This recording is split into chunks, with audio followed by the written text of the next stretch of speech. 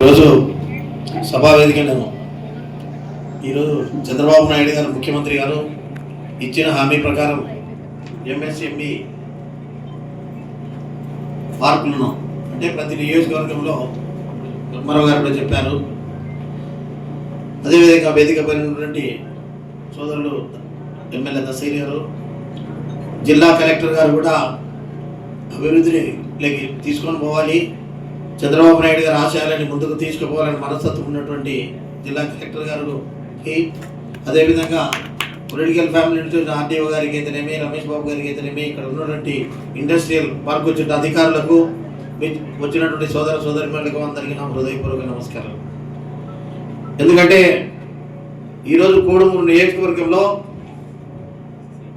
బెల్లగల్ మండలంలో ఆ రోజు ఎన్టీ రామారావు గారు పార్టీ స్థాపించినప్పుడు డెవలప్ కావాలి, బ్యాక్వర్డ్గా ఉన్నటువంటి నియోజకవర్గం ఎస్సీ నియోజకవర్గం అని చెప్పి దాన్ని ఆదర్శ మండలంగా తీర్చిదిద్దినటువంటి ఘనత ఆ రోజు ఎన్టీ రామారావు గారికి. బెల్లగల్ మండలం ఆదర్శ మండలంగా ఉన్నందుకే అక్కడ గురుకుల పాఠశాలలు అయితేనేమి, హై స్కూల్ అయితే ఎంతో అభివృద్ధి. అక్కడ దాదాపు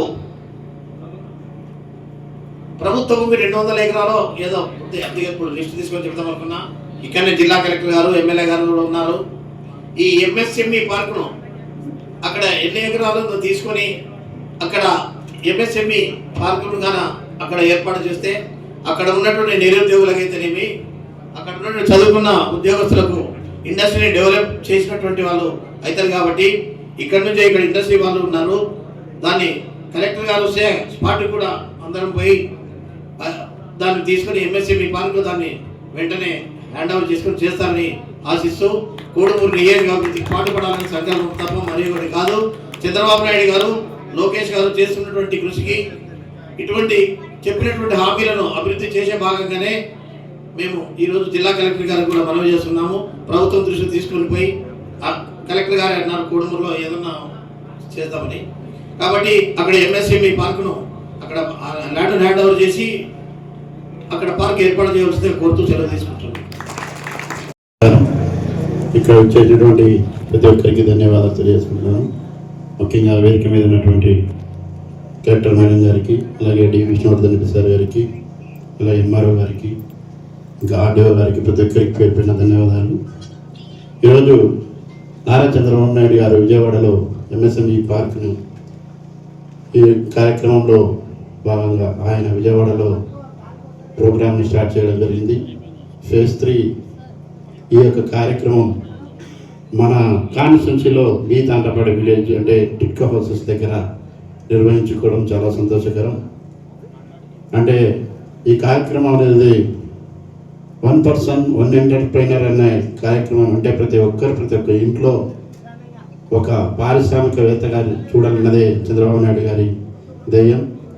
మేనిఫెస్టోలో ప్రకటించిన విధంగా అభివృద్ధి సంక్షేమంతో పాటు ఈ యొక్క కార్యక్రమాన్ని అంటే 1 ఫ్యామిలీ 1 ఎంటర్ప్రైనర్ కార్యక్రమం అంటే ప్రతి ఒక్కరిని స్వతహాగా తన ఇన్కమ్ని జనరేట్ చేసుకొని ఎవరి మీద ఆధారపడకుండా తన ఇన్కమ్ని జనరేట్ చేసుకోవడానికి ఈ యొక్క కార్యక్రమాన్ని అంటే ఇలా దాదాపుగా మన కాన్స్టిట్యున్సీలో 4 ఎకరాల పరిధిలో 30 రూములు అంటే 24x40 సైజులో ఏర్పాటు చేయడం జరిగింది. 30 రూములని ప్రతి ఒక్కరు ఈ యొక్క అవకాశాన్ని ఉపయోగించుకొని దాదాపు 15 కోట్ల రూపాయలతో కార్యక్రమాన్ని ఏర్పాటు చేయడం జరుగుతుంది. కాబట్టి అందరూ అవకాశం ఉన్నంత వరకు అవకాశాన్ని ఉపయోగించుకొని ప్రతి ఒక్కరూ ముందుకెళ్ళాలని, ఇంకా నారా చంద్రబాబు నాయుడు గారు ఈ రాష్ట్రాన్ని అభివృద్ధి పథంలో తీసుకెళ్ళడానికి ఆయన శాశక్తిగా కృషి చేస్తున్నారు.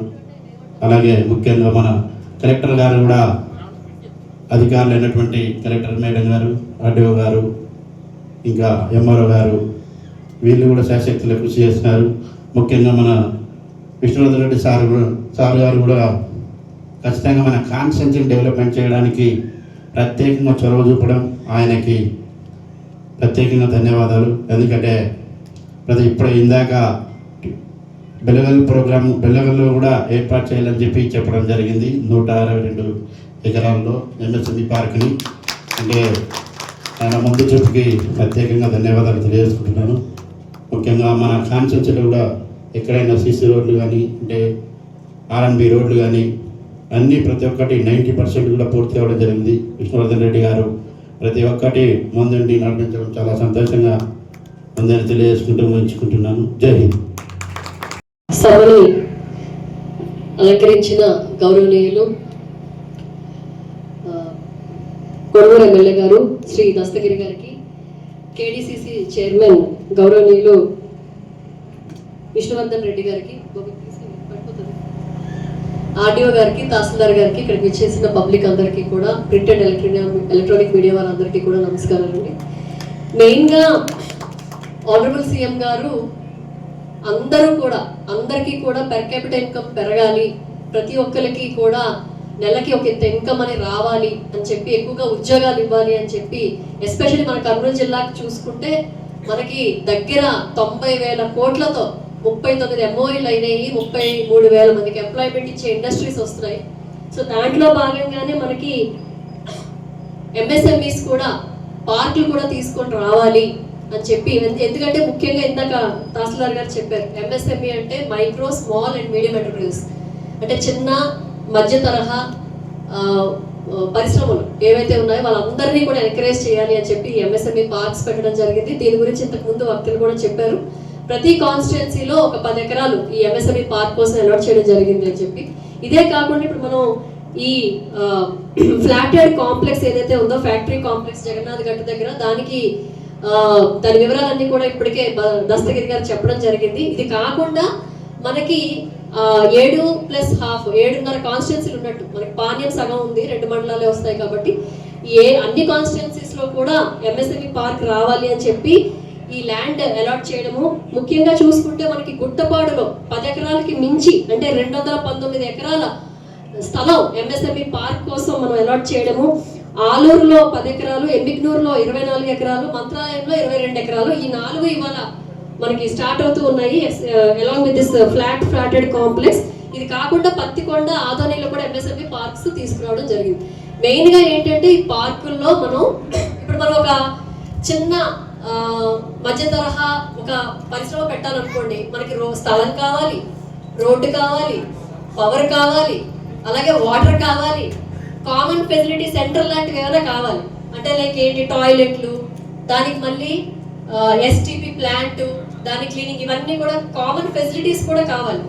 తర్వాత మనకి చాలా దగ్గర పొల్యూషన్ అయిపోతుంది, ఇక్కడ పెట్టొద్దు, ఇక్కడ మీరు ఎందుకు ఇచ్చారని చెప్పి పబ్లిక్ గొడవ చేయడం, అక్కడ పక్కన ఉన్న విలేజర్స్ గొడవ చేయడం, ఇవన్నీ జరుగుతూ ఉంటాయి. ఈ సమస్యలు ఏవి లేకుండా మనకి డిస్ప్యూట్ లేని ల్యాండ్ని మనం ఎవరైతే ఈ చిన్న తరహా పరిశ్రమలు పెట్టాలనుకుంటున్నారో వాళ్ళకి ఒక ఆర్గనైజ్డ్గా ఒకే ఏరియాలో వాళ్ళకి need not depend on the separate phone. So each phone connect each becomes a cell. Area లో ఉన్న ఈ phone లు కలిపి they can be used to transmit information without depending on separate phones. That is one thing. రెండోది sir, వీళ్ళు investigation చేసేటప్పుడు ఏ section అంటే తెలుగు రాకపోవచ్చు, తమిళ రాకపోవచ్చు, అది ట్రాన్స్లేట్ చేసుకుంటూ ఇన్వెస్టిగేషన్ అతను చెప్పేటప్పుడు స్టేట్మెంట్ ఇస్తారు. రెండోది సార్, అతను యాక్చువల్గా స్టేట్మెంట్ ఇచ్చేటప్పుడు